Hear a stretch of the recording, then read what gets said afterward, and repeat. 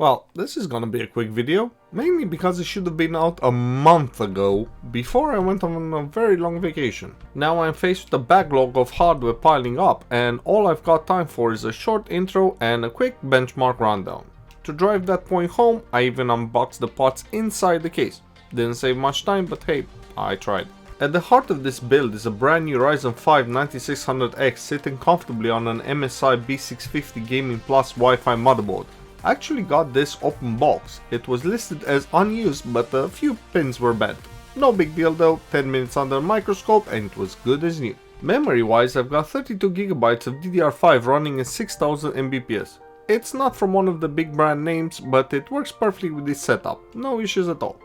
There's also a 1TB NVMe SSD tucked under a heatsink, and that's handling the storage. And powering the whole build is an 850W PSU. It's a Novatech branded one, it's not flashy, but it's solid. The case though is one I keep going back to, the Fractal Design Meshify. Great airflow, looks clean, and this one's now rocking a set of ARGB reverse fans in the front, plus a white exhaust fan on the back to match the theme. Cooling the CPU is an NZXT AIO. It doesn't have any RGB because I accidentally killed the LEDs, but honestly it performs so well and the mirror finish looks so good I really don't miss the lights. And now for the star of the show, the GPU. I'm using an absolutely overbuilt AORUS Master RTX 3070, complete with its own little LCD screen. It's kind of ridiculous in the best way. The cooler is so well made I wouldn't mind seeing it on a 3080 Ti or even a 3090. I recently gave it a deep clean and some fresh thermal paste, and now the core to hotspot delta stays under 11 degrees, which is just excellent. I actually used this card for a couple of weeks before I managed to grab a 5090, and I've got to say, this is hands down the best 3070 I've ever used, no question. Heaven is still part of my standard test suite just to verify stability and catching bottlenecks. We hit an average of 168 FPS while recording, incredible for a 3070. Power draw reaches 270 watts, which is about 50 watts over reference. Still, the temperature stayed low and the fans were quiet. I pushed it further to 300 watts and even then the hotspot never really hit 90C even, and then bumped the average FPS to 184.